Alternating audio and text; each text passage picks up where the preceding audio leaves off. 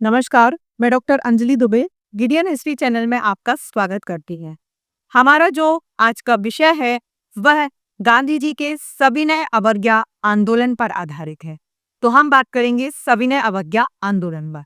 Nehru report में भारत के लिए ब्रिटेन की अंग्रेज सरकार के अधीन औपनिवेशिक स्वराज्य डोमिनियन स्टेट की मांग की गई थी और कांग्रेस ने भी इसे स्वीकार कर लिया था। फलतः अंग्रेज सरकार के सम्मुख यह मांग रखी गई कि वह 1 वर्ष की अवधि में नेहरू रिपोर्ट द्वारा बनाया संविधान स्वीकार कर ले और वह भारत को 31 दिसंबर 1929 तक अपने औपनिवेशिक स्वराज्य प्रदान कर दे, अन्यथा पूर्ण स्वराज्य ही कांग्रेस का लक्ष्य होगा। इस बीच अंग्रेज सरकार ने न तो नेहरू रिपोर्ट को स्वीकार किया और न ही कांग्रेस की औपनिवेशिक स्वराज्य की मांग को। हम बात करेंगे जवाहरलाल नेहरू और लाहौर में कांग्रेस सन 1929 पर। इसी बीच दिसंबर 1929 में कांग्रेस का वार्षिक अधिवेशन लाहौर में जवाहरलाल नेहरू की अध्यक्षता में हुआ। अब तक कांग्रेस द्वारा निर्धारित 1 वर्ष की अवधि समाप्त हो चुकी थी और कांग्रेस ने भारत के लिए पूर्ण स्वराज्य प्राप्त करने का लक्ष्य अपना लिया था। कांग्रेस अधिवेशन में कांग्रेस कमेटी को यह अधिकार दिया गया कि वह ब्रिटिश सरकार के विरुद्ध सविनय अवज्ञा आंदोलन उचित समय पर प्राप्त कर दे। लाहौर में हुए कांग्रेस अधिवेशन में नेहरू जी अध्यक्ष थे। उनकी प्रेरणा से लाहौर अधिवेशन में नेताओं ने यह भी शपथ ली थी कि जब तक भारत को पूर्ण स्वतंत्रता प्राप्त नहीं होती तब तक वे निरंतर आंदोलन करते रहेंगे। इसके बाद हम बात करेंगे पूर्ण स्वराज दिवस जो 26 जनवरी 1930 को मनाया जाता है। लाहौर कांग्रेस में नेहरू जी के प्रस्ताव पर यह घोषणा की गई कि 26 जनवरी 1930 को पूर्ण स्वतंत्रता दिवस मनाया जाए। फलतः 26 जनवरी 1930 का दिन स्वतंत्रता दिवस के रूप में सारे भारत में मनाया गया और भारतीयों ने अपने नेताओं की शपथ को दोहराया।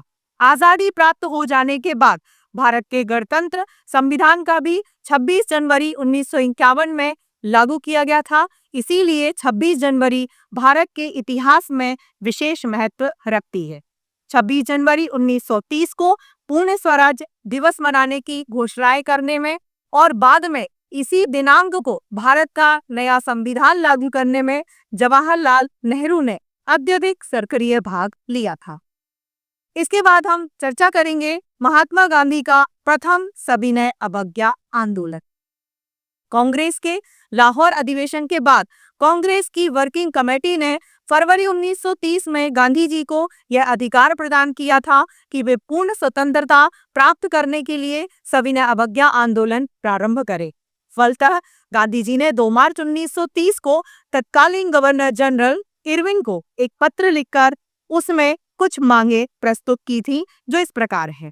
पहला, समस्त राजनीतिक बंदियों को रिहा किया जाए। दूसरा, भूमि कर में 50% की कमी की जाए। तीसरा, विदेशी वस्त्रों पर आयात कर का प्रतिबंध लगाया जाए। चौथा, नमक कर समाप्त कर दिया जाए।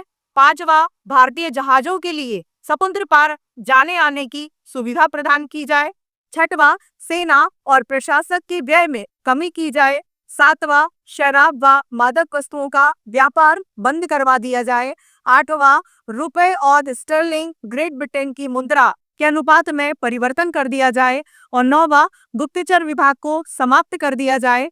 10, स्वरक्षा के लिए हथियार रखने हेतु लाइसेंस दिए जाए। यदि ये मांगे स्वीकृत नहीं की गई तो गांधी जी सविनय अवज्ञा आंदोलन प्रारंभ करेंगे और इसके लिए वे 12 मार्च 1930 को नमक कानून का उल्लंघन करेंगे और गुजरात के समुद्री तट पर गांधी नामक गांव में नमक बनाना वर प्रारंभ कर देंगे।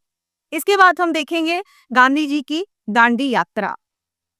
जब ब्रिटिश सरकार ने गांधी जी की मांगों पर कोई ध्यान नहीं दिया तब गांधी जी ने अहमदाबाद में साबरमती आश्रम से 12 मार्च 1930 को अपने 70 समर्थकों के साथ पैदल यात्रा प्रारंभ कर दी और 325 किलोमीटर की यात्रा 24 दिन में पूरी करके वे दांडी पहुंचे और वहां 6 अप्रैल को स्वयं नमक तैयार करके उन्होंने कानून को तोड़ा।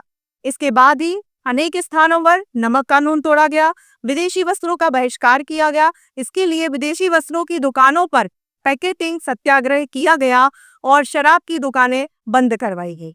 अनेक भारतीयों ने विदेशी वेशभूषा और पद त्याग दिए। स्कूलों और कॉलेज के विद्यार्थियों ने बड़े उत्साह और सक्रियता से इस आंदोलन में भाग लिया। सरकार ने दमनात्मक कानून और अध्यादेश लागू किए।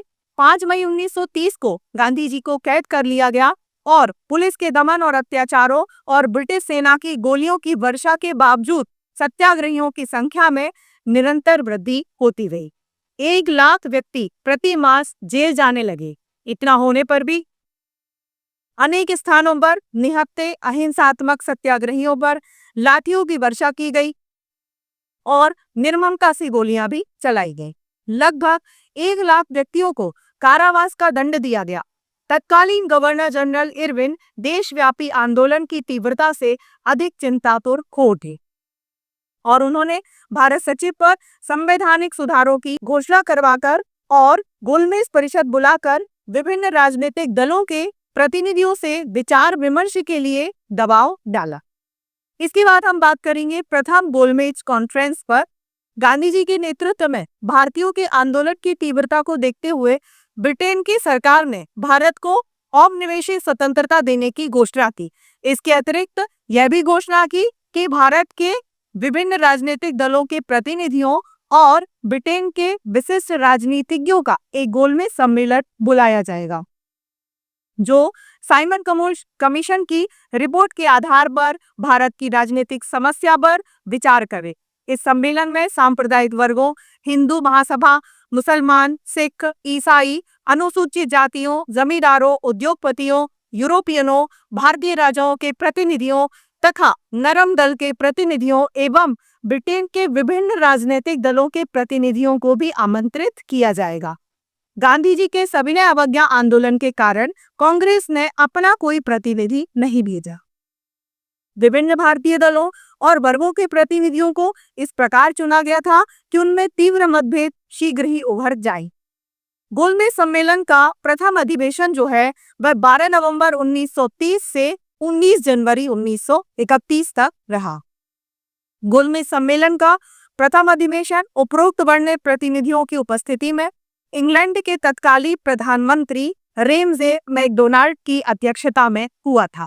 इस सम्मेलन में कुछ भारतीय प्रतिनिधियों ने भारत में संघीय संविधान को लागू करने और भारतीयों को उत्तरदायी प्रशासन और अधिकार सौंपने की मांग भी की। इसके विपरीत ब्रिटेन के प्रतिनिधि भारत में औपनिवेशिक स्वराज्य भी जो था वह देना नहीं चाहते थे। मुसलमानों के लिए पृथक निर्वाचन प्रणाली और संयुक्त निर्वाचन प्रणाली पर मतभेद हो गए। डॉक्टर अंबेडकर ने अनुसूचित जातियों के लिए पृथक निर्वाचन की मांग की थी। गोलमेज सम्मेलन के पहले अधिवेशन की समाप्ति पर मैकडोनाल्ड ने कुछ घोषणाएं की थी जो इस प्रकार थी। पहला, एक अखिल भारतीय संघ की स्थापना की जाएगी। संघीय और प्रांतीय सरकारों का कार्य क्षेत्र स्पष्ट व निर्धारित रहेगा। दूसरी घोषणा में कहा गया था कि विधानसभाओं को प्रशासन का उत्तरदायित्व प्रदान किया जाएगा। तीसरी जो घोषणा थी उसमें कहा था कि प्रतिरक्षा तथा विदेशी विभागों को तथा संकट काल के विशिष्ट अधिकारों को छोड़कर शेष क्षेत्र में केंद्रीय कार्यकारिणी का अधिकार होगा और वह विधानसभा के प्रति उत्तरदायी रहेगा। चौथा, अल्पसंख्यकों के हितों की समुचित व्यवस्था की जाएगी। पांचवा, सांप्रदायिक समस्याओं का निवारण विभिन्न संप्रदायों के निर्णय पर होगा। इसके बाद हम बात करेंगे गांधी इरविन समझौते पर, जो 5 मार्च 1931 को हुआ था। भारत के तत्कालीन गवर्नर जनरल इरविन को यह अनुभव हो गया था कि महात्मा गांधी द्वारा चलाए गए सविनय अवज्ञा आंदोलन को कुचलना असंभव है। इसी बीच लंदन में गोलमेज सम्मेलन प्रारंभ हो चुका था और ब्रिटिश प्रधानमंत्री मैकडोनाल्ड ने भी यह आशा व्यक्त की थी कि कांग्रेस इस सम्मेलन में भाग लेगी, क्योंकि अब स्थिति ऐसी आ गई थी कि कांग्रेस के प्रतिनिधित्व के बिना भारत में कोई भी वैधानिक परिवर्तन करना संभव नहीं था। फलतः इरविन ने विवश होकर के गांधी जी को 26 जनवरी 1931 को जेल से रिहा कर दिया और इरविन ने उनसे समझौते की चर्चा भी की। अंत में 5 मार्च 1931 को गांधी इरविन समझौता हो गया और इस समझौते के अनुसार पहला, भारत में संघीय संविधान लागू किया जाए और प्रशासन में भारतीयों को उत्तरदायी बनाया जाए। दूसरा, प्रतिरक्षा, विदेशी मामले और वित्त तथा अल्पसंख्यकों के मामले अंग्रेज अधिकारियों के हाथों में रहेंगे। तीसरा, सभी राजनीतिक सत्याग्रहियों को रिहा कर दिया जाएगा और उनकी जब्त की हुई संपत्ति उनको लौटा दी जाएगी। चौथा, सविनय अवज्ञा आंदोलन स्थगित कर दिया जाएगा। पांचवा, सरकार के निषेधात्मक अध्यादेश वापस ले लिए जाएंगे। छठवां, गैर कानूनी घोषित भारतीय संस्थाएं और संगठन पुनः विधिवत कार्य करेंगे। सातवां, पुलिस के अत्याचारों की जांच नहीं की जाएगी। आठवां, कांग्रेस को गोलमेज सम्मेलन में भाग लेने के लिए आमंत्रित किया जाएगा। कांग्रेस का अधिवेशन, जो सविनय अवज्ञा आंदोलन के कारण दिसंबर 1930 में नहीं हो सका था, मार्च 1931 में कराची में हुआ। इस सम्मेलन में गांधी इरविन समझौते को स्वीकार कर लिया गया और कांग्रेस की नई वर्किंग कमेटी ने गोलमेज परिषद में कांग्रेस के प्रतिनिधि के रूप में गांधी जी को भेजना स्वीकार कर लिया। गांधी इरविन समझौते की अगर हम समीक्षा पर बात करें तो कांग्रेस का युवा वर्ग, विशेषकर जवाहरलाल नेहरू, इस समझौते से अत्यंत ही रुष्ट हो गए थे। उनका मत था कि कांग्रेस का पूर्ण स्वराज्य का जो लक्ष्य निर्धारित किया गया था उसे अब एक ही वर्ष में त्याग दिया गया। इस समझौते में गांधी जी के मत का विरोधाभास स्पष्ट हो गया। एक ओर तो वे पूर्ण स्वराज्य की प्राप्ति के समर्थक थे और दूसरी ओर उन्होंने विदेशी मामलों, वित्त और अल्पसंख्यकों के मामलों में अंग्रेजों के विशेष अधिकारों को मान लिया था। इसलिए यदि एक ओर कांग्रेस के अधिकांश नेता इस समझौते से असंतुष्ट थे तो दूसरी ओर भारत में ब्रिटिश नौकरशाही भी इससे रुष्ट थी। अंग्रेज अधिकारी इस समझौते को कांग्रेस के आगे घुटने टेकना मानते थे, इसलिए वे इसे निरर्थक और अनुपयोगी बताने का प्रयत्न कर रहे थे। समझौते की त्रुटियों के बावजूद यह मानना पड़ेगा कि राजनीतिक गत्यावरोध से निकलने के लिए गांधी जी के सामने समझौते का ही विकल्प था। अन्यथा सविनय अवज्ञा आंदोलन के दीर्घकाल के चलने से और अंग्रेजों की दमन नीति से देश का अहित ही होता और अन्य वर्ग व दल अपने हित संवर्धन के लिए इसका लाभ उठाती। इस समझौते का यह विशिष्ट महत्व है कि पहली बार अंग्रेज सरकार ने कांग्रेस के नेताओं के साथ, विशेषकर गांधी जी के साथ, समानता के स्तर पर चर्चा कर समझौता कर दिया था। इसके बाद हम बात करेंगे राजनीतिक परिवर्तनों पर। तो इसी बीच भारत और ब्रिटेन में ऐसे राजनीतिक परिवर्तन हुए जिनसे गोलमेज सम्मेलन में विशेष लाभ और संवैधानिक सुधार प्राप्त करने की आशा जो थी वह धूमिल हो गई। इन परिवर्तनों में एक ओर भारत में इरविन के स्थान पर विलिंगटन गवर्नर जनरल बनकर के आ गए थे। वह गांधी इरविन समझौते का समर्थन करने के बजाय उसके उल्लंघन में अधिक अभिरुचि रखते थे। दूसरी ओर ब्रिटेन में नवीन निर्वाचन में कंजर्वेटिव दल का मंत्रिमंडल बना जो भारत को किसी भी प्रकार के अधिकार देने और सार्वजनिक सुधार करने के पक्ष में बिल्कुल भी नहीं था।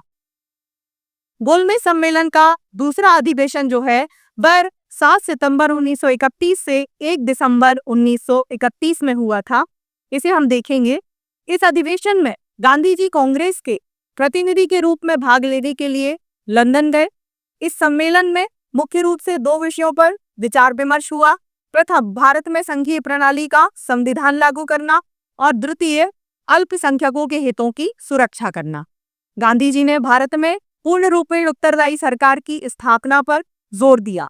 अल्पसंख्यकों के हितों पर सबसे अधिक वाद विवाद हुआ। डॉक्टर अंबेडकर ने यह सुझाव रखा कि अनुसूचित तथा दलित वर्गों के लिए विधानसभाओं में कुछ स्थान आरक्षित कर दिए जाएं और संयुक्त निर्वाचन क्षेत्र में उनका चुनाव हो, पर गांधी जी ने ऐसे अस्वीकार कर दिया। अल्पसंख्यकों की समस्या और सांप्रदाय मुस्लिमों की समस्या का निराकरण जो था वह जटिल हो गया। गांधी जी ने यह मत व्यक्त किया कि कांग्रेस 85% जनता का प्रतिनिधित्व करती है। सांप्रदाय और अल्पसंख्यकों की समस्याओं पर कोई निर्णय नहीं हो सका और गोलमेज सम्मेलन का दूसरा अधिवेशन जो था वह भी असफल हो गया। इसके बाद हम बात करेंगे गोलमेज सम्मेलन के तीसरे अधिवेशन पर, जो 17 नवंबर से 24 दिसंबर 1932 तक रहा। यद्यपि गोलमेज सम्मेलन का तीसरा अधिवेशन लंदन में हुआ, पर इसके लिए जो आवश्यक स्वस्थ और सद्भावना का वातावरण होना चाहिए था, वह समाप्त हो चुका था। भारत में गवर्नर जनरल वेलिंगटन ने आतंक, अत्याचार और दमन की नीति अपनाई थी और गांधी इरविन समझौते की घोर उपेक्षा भी की थी। ब्रिटेन में अनुदार दल की सरकार का दृष्टिकोण भी भारत में संवैधानिक सुधारों के पक्ष में नहीं था। फलतः गोलमेज सम्मेलन का तीसरा अधिवेशन बिना किसी ठोस निर्णय के समाप्त हो गया। गोलमेज कॉन्फ्रेंस के अधिवेशनों में जिन विशिष्ट मुद्दों पर सहमति हो सकी थी, वह कुछ इस प्रकार है। पहला, भारत में नवी प्रशासन का स्वरूप संघीय प्रणाली से होना चाहिए। दूसरा, संघीय सरकार कुछ आरक्षणों के साथ संघीय विधानमंडलों के प्रति उत्तरदायी होगी। तीसरा, प्रांतों में प्रांतीय शासन प्रणाली स्थापित होगी। चौथा, ब्रिटिश प्रधानमंत्री ने विभिन्न संप्रदायों के लिए पृथक निर्वाचन मंडलों को बनाए रखा। अब इसके बाद हम बात करेंगे गांधी जी का द्वितीय सविनय अवज्ञा आंदोलन।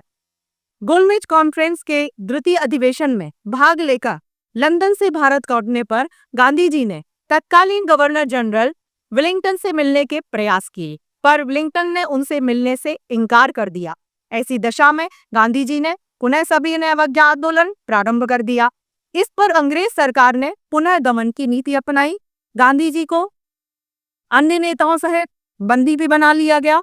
कांग्रेस को गैर कानूनी संस्था घोषित कर दिया तथा उनकी धन संपत्ति भी जब्त कर ली। डाकघरों और तारघरों का उपयोग कांग्रेस के लिए रोक दिया गया और समाचार पत्रों पर भी विशेष प्रतिबंध लगा दिए गए। इसी बीच सन 1932 में लंदन में गोलमेज सम्मेलन का तृतीय अधिवेशन भी हुआ, पर कांग्रेस अवैध घोषित होने से वह इस अधिवेशन में सम्मिलित नहीं हो सकी। इसके बाद हम देखेंगे सांप्रदायिक निर्णय। जिस समय भारत में गांधी जी का द्वितीय सविनय अवज्ञा आंदोलन चल रहा था और उसके विरुद्ध दमन चक्र चल रहा था, उस समय ब्रिटेन के प्रधानमंत्री रेमसे मैकडॉनल्ड ने 16 अगस्त 1932 को अपना सांप्रदायिक निर्णय दे दिया। गोलमेज सम्मेलनों में सांप्रदायिक प्रतिनिधित्व की समस्या का कोई निराकरण नहीं हो सका था, इसलिए मैकडॉनल्ड ने अपना निर्णय दिया। इसमें मुसलमानों, सिखों, ईसाइयों, आंग्ल भारतीयों तथा अछूतों व दलित वर्गों के लिए पृथक पृथक निर्वाचन क्षेत्र बनाए गए। प्रांतीय विधानसभाओं में और केंद्रीय विधानसभाओं में अल्पसंख्यक वर्गों और दलित वर्गों के लिए स्थान आरक्षित कर दिए गए और उनके निर्वाचन के लिए भिन्न प्रणाली अपनाई गई। उत्तर प्रदेश, बिहार और महाराष्ट्र में मुसलमानों की जनसंख्या के अनुपात से दुगने के लगभग स्थान आरक्षित किए गए। दलित वर्गों के लिए जटिल चुनाव प्रणाली अपनाई गई। वे सामान्य निर्वाचन क्षेत्रों में तो मतदान कर ही सकते थे, पर इससे उनको विधानसभा में पर्याप्त प्रतिनिधित्व प्राप्त नहीं होता था। इसीलिए उसके लिए विशेष चुनाव क्षेत्रों की व्यवस्था भी की गई, जहां विशेष स्थानों के अंतर्गत केवल दलित वर्गों को ही मतदान का अधिकार दिया गया। इस प्रकार के निर्वाचन क्षेत्र से उन क्षेत्रों में ही बनाए जाते थे जहां बड़ी संख्या में दलित वर्गों से संबंधित लोग विद्यमान रहते थे। इस प्रकार अछूतों को हिंदुओं से पृथक प्रतिनिधित्व भेजने का अधिकार दिया गया और उन्हें हिंदुओं से पृथक कर दिया गया। इसके बाद हम बात करेंगे पूना समझौते पर। जब सांप्रदायिक निर्णय के अनुसार अछूतों को हिंदुओं से अलग कर उनके लिए सवर्ण हिंदुओं से पृथक निर्वाचन क्षेत्रों की व्यवस्था की गई, तब गांधी जी ने, जो इस समय यरवदा जेल में थे, 18 अगस्त 1932 को ब्रिटेन के प्रधानमंत्री मैकडॉनल्ड को इसके विरोध में एक पत्र लिखा और आमरण अनशन की सूचना भी दे दी। ब्रिटिश सरकार ने इस ओर ध्यान नहीं दिया। फलतः 20 सितंबर 1932 से गांधी जी ने आमरण अनशन प्रारंभ कर दिया। इससे सारे देश में खलबली मच गई। अंत में पंडित मदन मोहन मालवीय तथा अन्य हिंदुओं ने डॉक्टर अंबेडकर से लगभग एक सप्ताह तक विचार विमर्श किया और फिर गांधी जी के साथ चर्चा के बाद 25 सितंबर 1932 को एक समझौता हुआ। इसे हम पूना समझौता कहते हैं। इसमें यह निर्णय हुआ कि प्रांतीय विधानसभाओं में अछूतों और दलित वर्गों के लिए 148 स्थान आरक्षित किए जाए। केंद्रीय विधान परिषद में सामान्य चुनाव पद्धति द्वारा चुने जाने वाले सदस्यों का 18% भाग अछूतों व दलित वर्ग के लिए आरक्षित किया गया। इन आरक्षित स्थानों के निर्वाचन की प्रणाली यह थी कि पहले दलित वर्ग व अछूत वर्ग के प्रत्येक आरक्षित स्थान के लिए 4 सदस्यों का चुनाव करेंगे और बाद में हिंदू चुनाव क्षेत्रों में उनमें से किसी भी एक को चुन दिया जाएगा। यह संयुक्त निर्वाचन प्रणाली थी। यह समझौता 25 सितंबर 1932 को हुआ और इसके बाद 26 सितंबर 1932 को गांधी जी ने अपना मरण पर्यंत अनशन जो था उसको समाप्त कर दिया। ब्रिटिश सरकार ने भी निर्णय को स्वीकार कर लिया। इससे भारतीय राष्ट्रीयता जो थी वह जरूर दुर्बल हो गई थी। हम बात करेंगे गांधी जी के द्वितीय सविनय अवज्ञा आंदोलन के समापन पर। सांप्रदायिक निर्णय से साधारण जनता का ध्यान गांधी जी के सविनय अवज्ञा आंदोलन से हट गया और इसी बीच ब्रिटिश सरकार की दमन और अत्याचार की नीति से जनता आतंकित हो गई और वह निराश हो गई थी तथा उनका मनोबल भी टूट गया था। फलतः गांधी जी ने सविनय अवज्ञा आंदोलन को 1 मई 1933 को स्थगित कर दिया। मैं आशा करती हूँ कि आज के इस वीडियो के माध्यम से आपको सविनय अवज्ञा आंदोलन के दोनों चरण के साथ साथ तीनों गोलमेज सम्मेलन तथा ऊना समझौता क्या था यह आपको बहुत अच्छे से समझ में आ गया होगा। धन्यवाद। आज का वीडियो जिन संदर्भ ग्रंथों पर आधारित है वे आपकी स्क्रीन पर हैं। आप उन्हें देख सकते हैं और इनका अध्ययन कर सकते हैं। यदि आपको ये वीडियो अच्छा लगा और भविष्य में आप भारतीय एवं विश्व इतिहास को क्रमबद्ध रूप से जानना चाहते हैं तो आप इस चैनल को लाइक करें और सब्सक्राइब का बटन दबाएं। आपके सुझाव सदैव आमंत्रित रहेंगे। साथियों, इस चैनल का उद्देश्य किसी भी रूप में व्यवसाय बिल्कुल भी नहीं है।